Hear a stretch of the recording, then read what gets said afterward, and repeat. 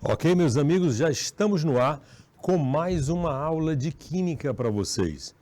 É primeira série ensino médio, é Canal Educação Seduc.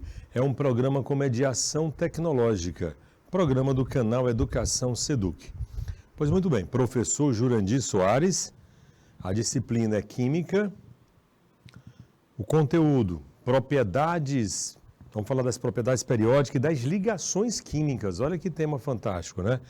E a data de hoje, 3 de outubro. Já iniciamos o mês de outubro, né? 3 de outubro de 2022. Vamos lá, então. Como é de praxe, a gente sempre coloca o nosso roteiro de aula. O nosso roteiro de aula. Vamos ver o nosso roteiro aqui. Olha bem. Nosso roteiro de aula está aqui. O objeto de conhecimento é tabela periódica em termos das propriedades e também das ligações. Ó. Olha aí, reconhecer os elementos químicos e sua localização na tabela periódica de acordo com suas propriedades. Nós vamos reconhecer o tipo de ligação química e o tipo de substância formada por esses elementos. E aí nós vamos responder as questões não só de classe e vamos deixar uma tarefa para casa para vocês, tá? Esse é o tema da nossa aula de hoje. Vamos começar com uma das propriedades mais importantes, que é o raio atômico. O tamanho do átomo, certo? E vamos explicar o porquê, ó. O raio atômico, pessoal, nos grupos são as colunas verticais, ó. Pode ver que aumenta para baixo. E nas linhas horizontais são os períodos, aumenta da direita para a esquerda. Agora vamos mostrar por que que isso acontece. Por que que o comportamento do raio é assim? Por que que o frâncio é o maior raio da tabela periódica? Por que que o hélio é o menor raio? Tá? Então isso vai ser explicado agora, nessas propriedades. Ó. Olha só. Acompanhe comigo o raciocínio, o raio atômico. Ó. Ele cresce com o aumento do número de camadas, ó, nos grupos. Ó, uma camada, 2, 3, 4. Então vai aumentando as camadas, aumenta o raio. Por isso que aumenta de cima para baixo, na tabela periódica. Nos grupos aumenta sempre de cima para baixo porque está aumentando as camadas. Agora, nos períodos, ó, é o mesmo número de camadas, então ele aumenta, quando o número de camadas é igual, diminui com o número atômico, com o aumento do número atômico. Se aumentar o número atômico no período, diminui o raio, é inversamente proporcionais, certo?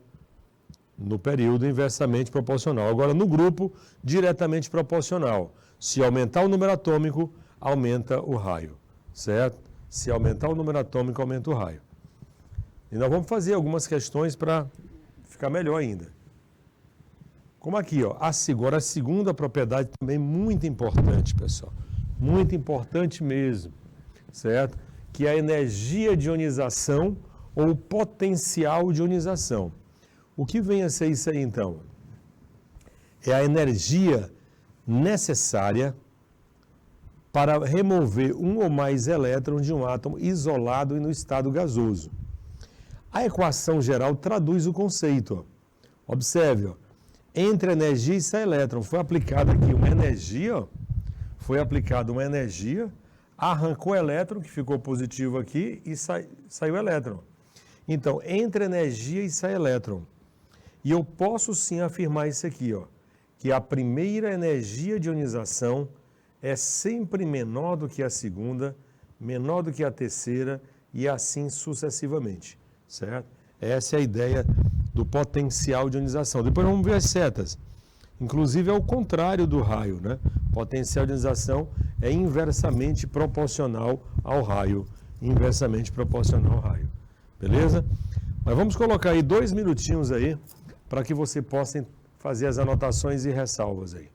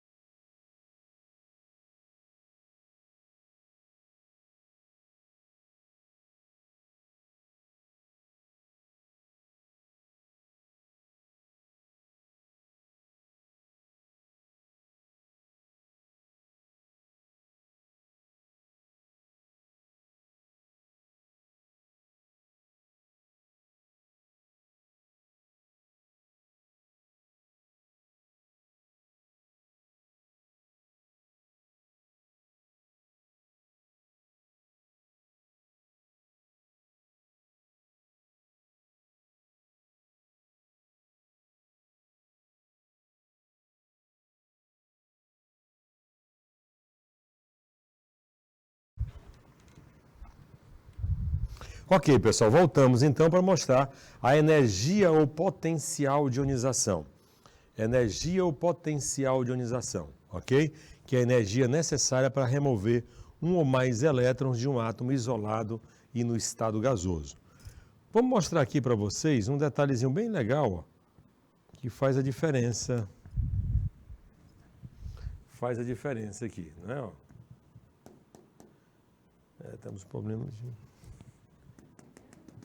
Certo? Vamos lá dar uma olhadinha aqui nesse potencial de ionização ou energia de ionização, certo? Vamos lá então. Aqui a energia necessária para remover, para retirar um átomo, um elétron de um átomo isolado no estado gasoso. Professor, por que no estado gasoso? Por que no estado gasoso? Certo? Porque os elétrons vão estar mais afastados um do outro. Certo? Então vale a pena dizer que a primeira energia de ionização é sempre menor do que a segunda, menor do que a terceira. Porque quanto mais elétron você está tirando, mais de encontro ao núcleo você está indo. Não é? Então, mais difícil vai ficando a retirar o elétron, porque está mais próximo do núcleo. Está mais próximo do núcleo. Mais próximo do núcleo. Beleza? Então, vamos lá. Olha aí, ó, como essa imagem aqui retrata o que eu estou dizendo. Observe que a primeira energia de ionização aqui, ó, ele não fez força nenhuma para arrancar esse elétron. Agora, para arrancar o segundo elétron, olha a força que ele está fazendo aqui, ó. Isso aqui é uma analogia, é uma comparação para informar que a primeira energia de ionização será sempre menor do que a segunda.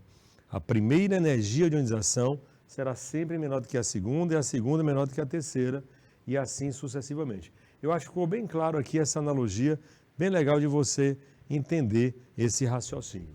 E aqui eu coloquei as setas, olha só. É o inverso do raio atômico, pessoal. O inverso do raio atômico. Tá? Lógico que sim. Quanto maior for o raio, menor vai ser a energia. Tá? Menor vai ser a energia. Beleza? De ionização. Então, as setinhas é o inverso do raio. O inverso do raio. Muito bem. Bom, nós vamos agora, pessoal, para... Olha só. A terceira propriedade importante, que é afinidade eletrônica ou eletroafinidade.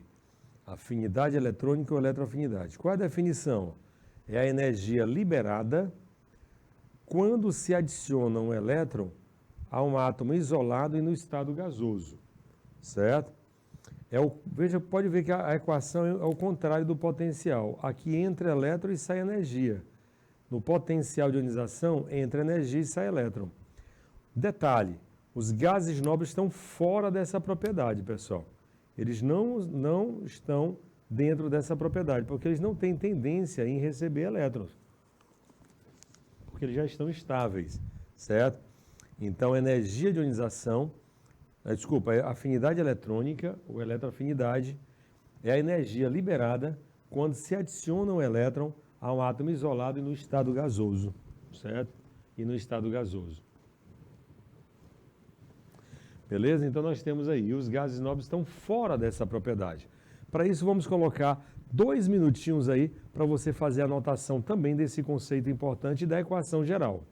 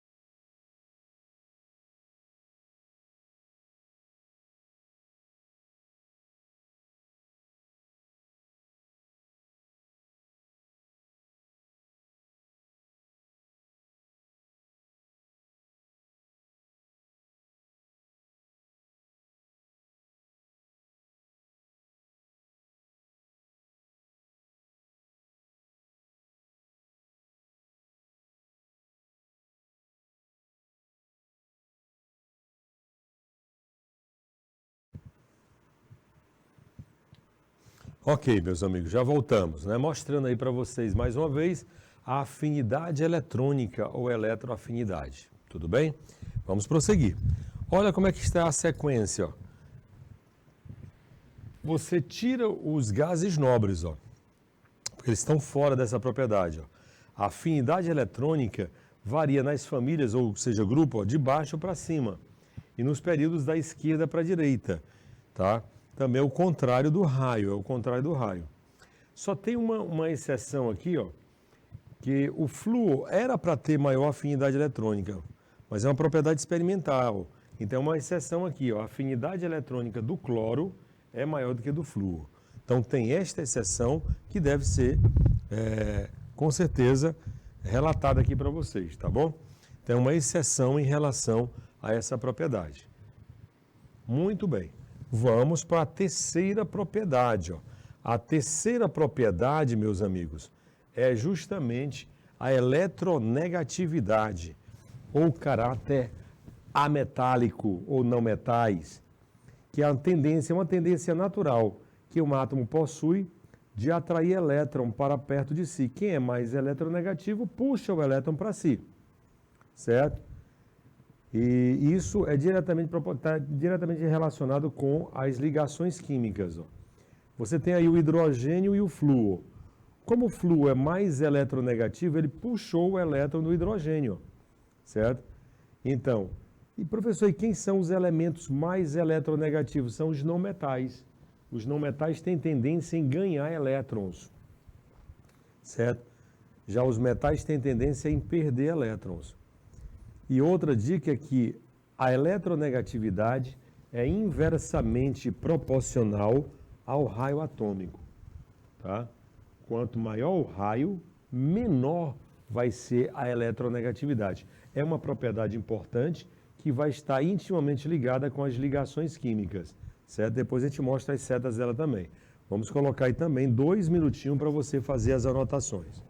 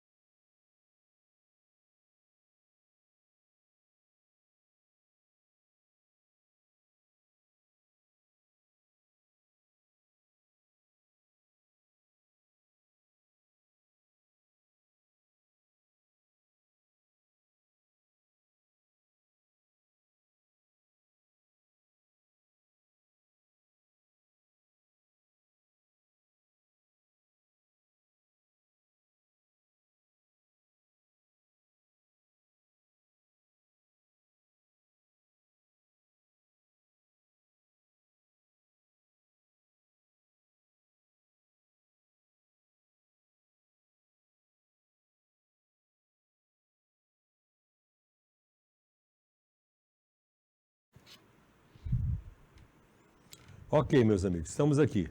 Vamos lá então.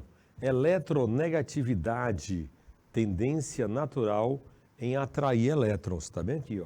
tendência natural em atrair elétron. Vamos grifar aqui, ó. Atrair elétron, tá? Quem atrai elétron são os elementos mais eletronegativos. Mais eletronegativos. Veja que vou até voltar aqui para você verificar, ó. Olha só, o elétron do hidrogênio vai ser atraído pelo flúor. Observe aí, ó. Por quê? Porque o flúor é mais eletronegativo que o hidrogênio. Os não metais são os elementos químicos mais eletronegativos. Então, essa eletronegatividade é inversamente proporcional ao raio atômico. Vamos lá. Aqui está, ó. A eletronegatividade varia de baixo para cima e da esquerda para a direita. Da esquerda para a direita. E, mais uma vez, os gases nobres estão fora dessa propriedade. Então, quem passa a ter maior afinidade eletrônica é o flúor. É o elemento mais eletronegativo de toda a tabela, é o flúor. Certo? Então, tá aí. Tá, informação muito boa mesmo, para que você possa interagir com a gente aí. Que a eletronegatividade varia nas famílias de baixo para cima e nos períodos da esquerda para a direita. E eletronegatividade, certo? E raio atômico são inversamente proporcionais. Inversamente proporcionais. Perfeito? Vamos colocar só um minutinho para você fazer um print aí, por favor. Um minutinho.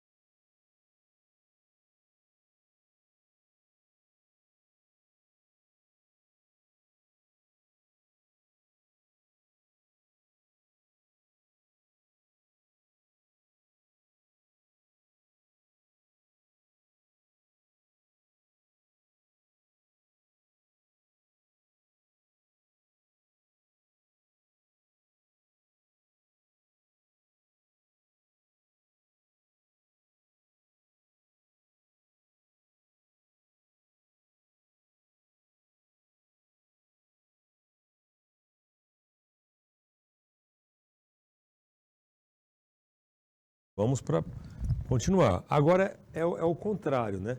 Falamos de eletronegatividade, agora é eletropositividade. Ó. Se a eletronegatividade é uma tendência natural em ganhar elétron, a eletropositividade é uma tendência natural em perder elétrons, em ceder elétrons. Certo? Pode ver que a variação, ó, é o inverso da eletronegatividade.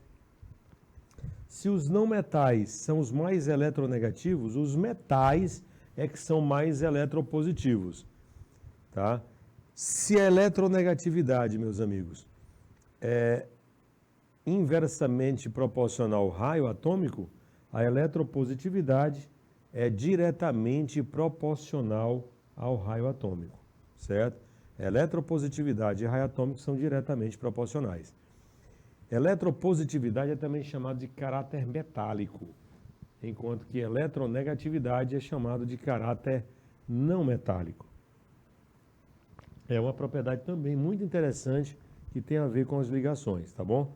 Vamos colocar aí 2 minutinhos para você fazer um print aí e anotar.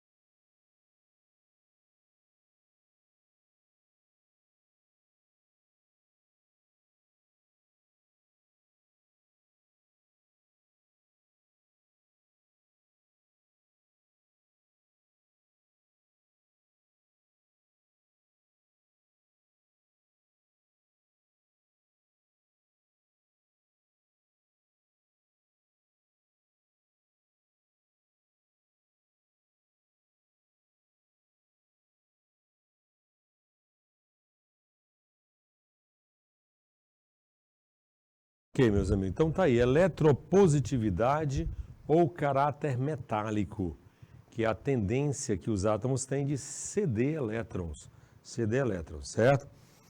Vale ressaltar também que nós temos a densidade. A densidade é a relação, né? Nós sabemos que densidade é a relação da massa sobre volume. Densidade é a relação da massa sobre o volume. Então, e como é que se comporta a densidade? Nos grupos aumenta de cima para baixo. E nos períodos aumenta das extremidades para o centro da tabela periódica, certo? Conclusão, os elementos mais centrais e que estão mais embaixo na tabela são os mais densos. Dentre esses elementos destacam-se 3, o ósmio, irídio e platina. Ósmio, irídio e platina são os elementos mais densos da tabela periódica, certo? Então, densidade também é uma propriedade inerente à tabela periódica que nós vamos trabalhar aqui também em forma de questões, tá bom? Densidade, os elementos mais densos, ósmio, irídio e platina. E dentre as propriedades secundárias é a mais importante, tá? Nós vamos já finalizar as propriedades para começar as ligações, tudo bem? Vamos colocar aí 2 minutinhos.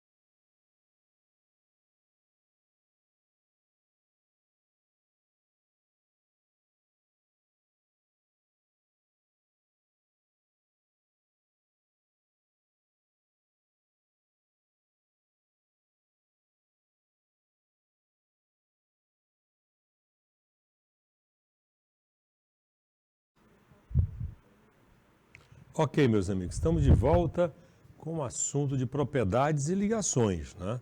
Densidade é a relação da massa sobre o volume. Pois bem, aqui nós temos o seguinte, ó. Temos aqui o ponto de fusão e o ponto de ebulição, tá? Nesse caso, é semelhante à densidade, exceto na família 1A e 2A. Pode ver que é o contrário, ó. É uma exceção, tá? Os metais chamados metais alcalinos, que é a família 1A e alcalinos terrosos, contrariam a regra. Ao invés de aumentar de cima para baixo, aumenta de baixo para cima. É uma propriedade secundária? É, mas tem a sua importância, por conta desta exceção. Tá? A exceção feita ao ponto de fusão e ao ponto de ebulição. Temos também o volume, né? O volume, vamos já terminar essas propriedades para que a gente possa justamente mostrar as ligações. Volume atômico é o volume ocupado por um mol, né, de um elemento. O volume, pessoal, observe que nas famílias tá? O volume aumenta de cima para baixo, mas nos períodos aumenta do centro para as extremidades, tá? Nos períodos é inversamente proporcional à densidade, não é verdade? Ó? Então aumenta de cima para baixo e do centro para as extremidades. É o que nós temos aí para o volume atômico, Pois muito bem. Pois agora, meus amigos, nós vamos falar um pouco de ligações químicas, que, lógico, está intimamente relacionado com as propriedades, certo? E nós vamos começar com uma perguntinha clássica, certo? Por que que os átomos se ligam? Por que que os átomos se ligam? Tá? Bom, os átomos estão sempre em busca de uma estabilidade, certo? Uma estabilidade. Essa estabilidade é buscada justamente nas ligações, ó. Os átomos estão em busca de uma estabilidade. Por que, professor, que os átomos estão em busca de uma estabilidade? Vamos mostrar aqui, ó. Nós vamos ver os tipos de ligações, né? Vamos mostrar o porquê do conceito de ligações. Nós vamos estudar as ligações iônicas, que também são chamadas de eletrovalentes. Ligações iônicas ou eletrovalentes. Ligação covalente ou molecular e a ligação metálica. Vamos falar dela, além das forças intermoleculares em outro momento. Mas aqui está, essa aqui é que eu queria mostrar para vocês, ó. Essa é justamente o conceito de ligação iônica, também chamada de eletrovalente, ó. É a ligação estabelecida pela transferência definitiva de elétrons entre átomos com grande diferença de eletronegatividade. Olha aí a eletronegatividade, tá? Na verdade, quanto mais eletronegativo for, tá, mais iônico vai ser o composto. Quanto maior a diferença de eletronegatividade. E aí você tem a justificativa da formação do NaCl, ó, metal mais não metal. O sódio só tem um elétron na camada de valência, enquanto que o cloro tem 7. O sódio está louco para ceder esse elétron e o cloro mais maluco ainda para receber esse elétron. Conclusão, vai haver uma transferência de elétrons. De quem para quem? Do metal para o não metal. Do metal para o não metal, ok? Para isso vamos colocar 2 minutinhos para você fazer as anotações e ressalvas aí.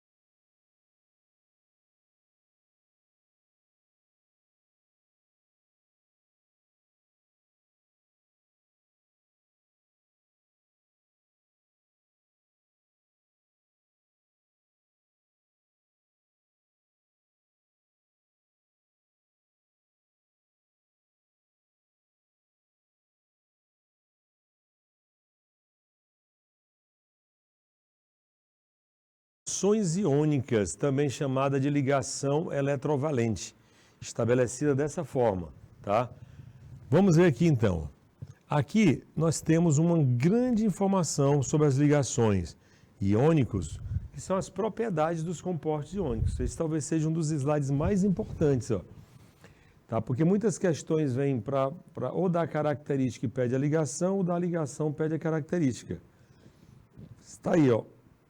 Todos os compostos iônicos são sólidos à temperatura ambiente, sem exceção. Todos os compostos iônicos. Vamos lembrar do NaCl, do sal de cozinha, né? É sólido à temperatura ambiente. Outra característica marcante, que os compostos iônicos apresentam um elevadíssimo ponto de fusão e ebulição, certo? Devido à presença de forças de natureza eletrostática. Se aparecer essa palavra força eletrostática no assunto de ligações, pode marcar sem medo ligação iônica. É a única ligação que tem esse tipo de interação, por força de natureza eletrostática. Outra, os compostos iônicos conduzem a eletricidade, somente em dois momentos, ou quando em solução aquosa ou quando fundidos. Se colocar assim, os compostos iônicos sempre conduzem a eletricidade, aí está falso. No estado sólido eles não conduzem a eletricidade. Tá? Agora, no estado líquido, ou em solução, né? O estado líquido ele vai conduzir a eletricidade. E vale essa dica envolvendo a tabela periódica. Quanto maior for a diferença de eletronegatividade entre os elementos participantes, maior será o caráter iônico da ligação. Maior será o caráter iônico da ligação. Perfeito? E o melhor solvente para composto iônico é a água. A água interage com os compostos iônicos. Então fica estabelecido que todos os compostos iônicos são sólidos a temperatura ambiente, que eles apresentam um elevado ponto de fusão e ebulição, conduzem bem corrente elétrica em solução, e quanto maior for a diferença de eletronegatividade, maior vai ser o caráter iônico da ligação. Vamos colocar então 2 minutinhos aí.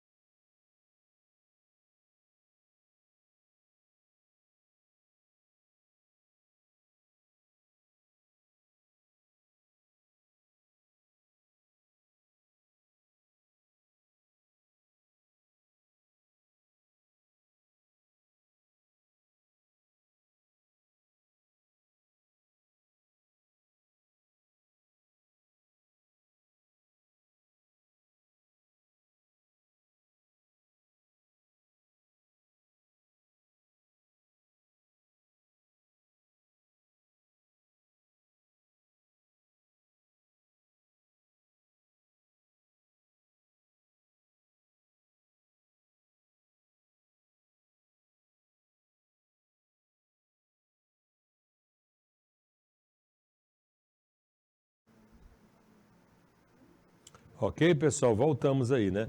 Com as características dos compostos iônicos, né?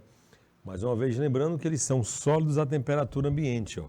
Sólidos à temperatura ambiente, ponto de fusão e ebulição elevado, né? Conduzem corrente elétrica somente em solução ou quando fundidos. E quanto maior for a diferença de eletronegatividade, maior o caráter iônico da ligação. Quem é que pode fazer ligação iônica? Olha aqui, pessoal. Ela é estabelecida entre metal e não metal. Então você tem que saber isso aqui, ó. Quem é da família 1A, a tendência é perder um elétron. Porque é mais fácil perder um do que ganhar 7. Não é? Quem é da família 2A, a tendência é perder 2 elétrons. E quem é da 3A, a tendência é perder 3 elétrons. Conclusão. 1A, 2A e 3A, tendência em perder elétron. Quem é da família 5A, tem 5 elétrons na camada de valência. É mais fácil ganhar 3 do que perder os 5. quem é da 6A, a tendência é ganhar 2. E quem é da 7A, a tendência é ganhar 1 elétron. Portanto, ó, por exemplo, o cálcio é da família 2A. Então, quem perde fica positivo, ó, 2 mais. O bromo é da família 7A. Para encontrar o índice de uma fórmula, você inverte as cargas. Ó. Olha só o que foi que ficou. CaBr2, brometo de cálcio. O alumínio é da família 3A. Então, por isso que ele é 3 mais. E o enxofre é da família 6A, 2 menos. Então, invertendo as cargas, vai ficar como? Al2S3. E por que é iônico, professor? Além de envolver íons, envolve aí metal mais não metal. Tá? Ocorreu aí transferência de elétrons. Metal mais não metal. Vamos colocar só um minutinho para você fazer um print aí dessa tabelinha.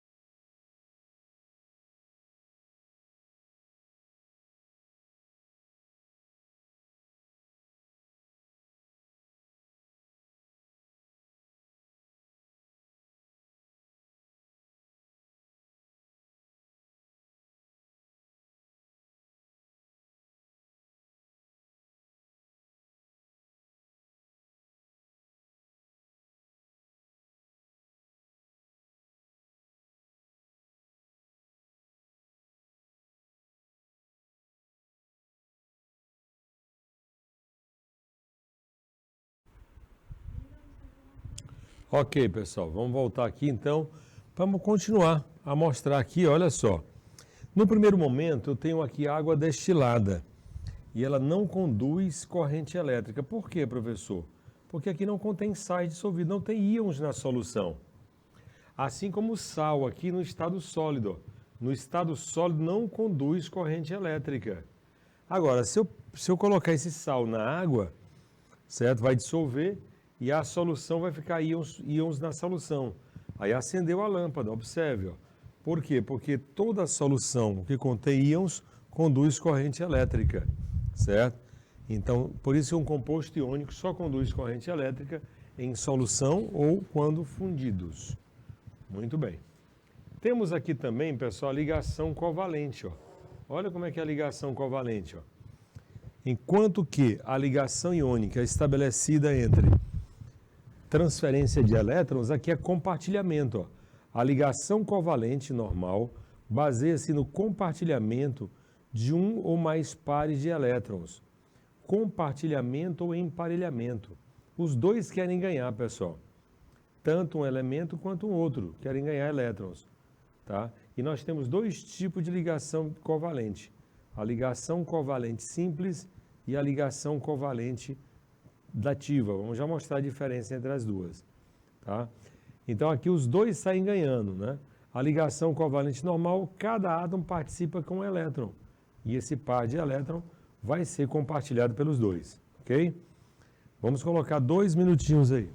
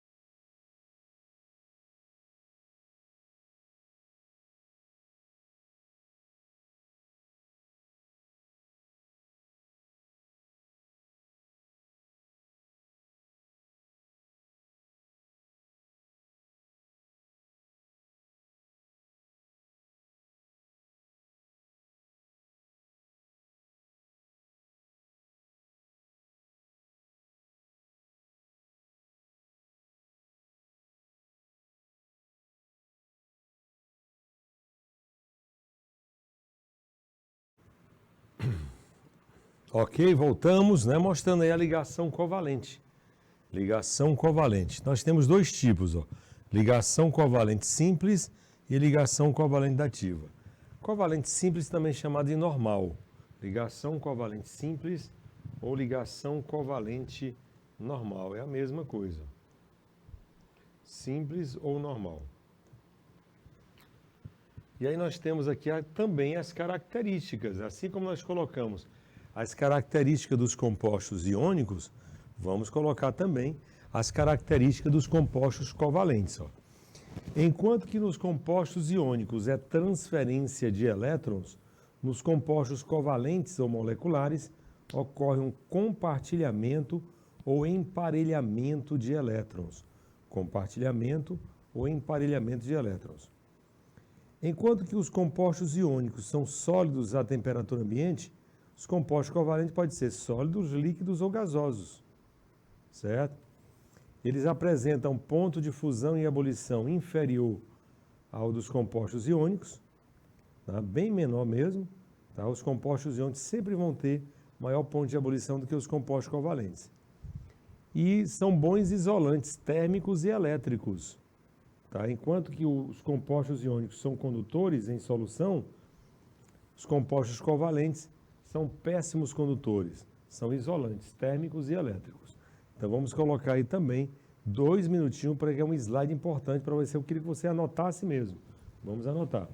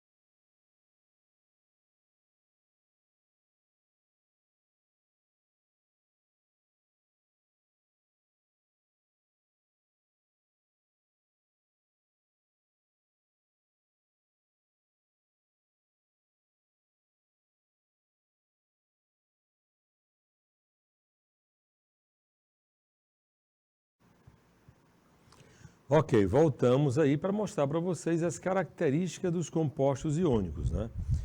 Bom, ocorre um compartilhamento ou emparelhamento de elétrons, isso é fato, né?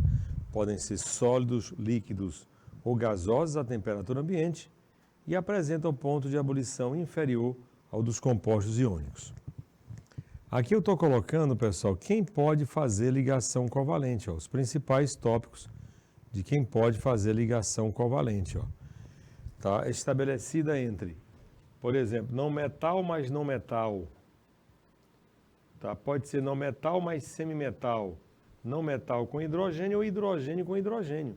Se você pegar dois hidrogênios, ó, Pegar um hidrogênio aqui com um elétron, vou pegar o outro hidrogênio com outro elétron. Conclusão, você pode compartilhar o par de elétron. Cada hidrogênio se estabiliza com 2. Então, eles fizeram um emparelhamento de elétrons. Esse emparelhamento é benéfico aí para a ligação, os dois saem estabilizados. Mas vamos estudar também aqui a ligação covalente normal. Olha aí como é que é. Ó. Ligação covalente simples ou normal. Está aqui. Ligação covalente simples ou normal. O par de elétrons a ser compartilhado é proveniente de um átomo de cada elemento. Pode observar, ó. O cloro, um dos cloros participou com um elétron, o outro cloro também. Então, esse par de elétrons que está sendo compartilhado aqui, ó, vai ser utilizado pelos dois. Porque cada cloro tem 7 elétrons. Compartilhou um, ficou com 8. Com certeza, se estabilizou. A fórmula que você coloca os elétrons ao redor do átomo é chamada fórmula de Lewis. Você tem a fórmula molecular, que é Cl2, e esse tracinho aqui representa a fórmula estrutural. Ó. 2 átomos de cloro sendo colocados na fórmula estrutural, ficaria assim, né? Cloro, aí ó, cloro. Mostrando aqui que essa ligação corresponde ao par de elétrons. Ó. Cada ligação covalente é formada por um par de elétrons, certo? Aí estabelecida a ligação covalente simples. Covalente simples. Vamos ver aqui. Mais um aqui envolvendo a ligação covalente simples. Ó. Você tem aqui um átomo A e um átomo B.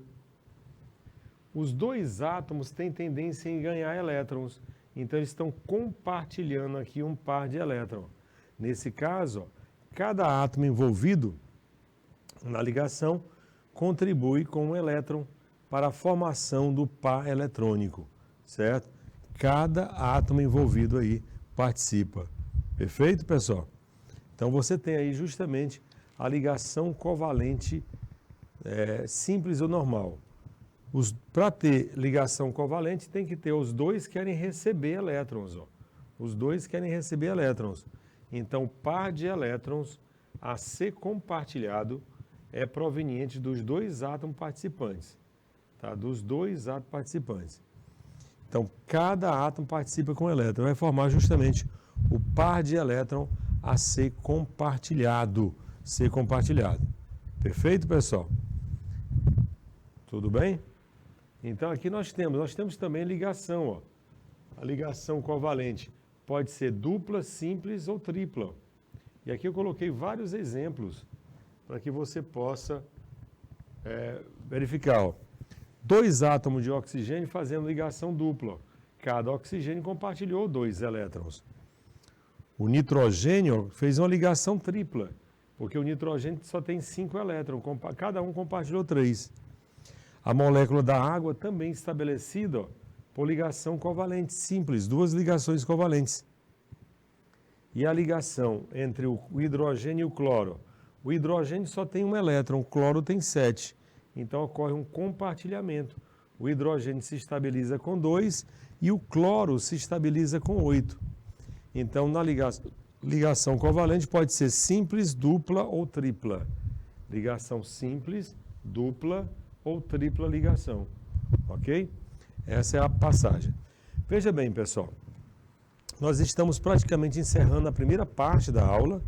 Tá? Vamos encerrar então a parte teórica e aí vamos fazer muitas questões na segunda aula. Prepare-se e aguarde, porque teremos questões aí muito boas envolvendo as ligações químicas. E são questões, é um tema recorrente em provas de vestibulares, ok? Vamos fazer uma transição bem rápida aí, 3 minutinhos e a gente já volta.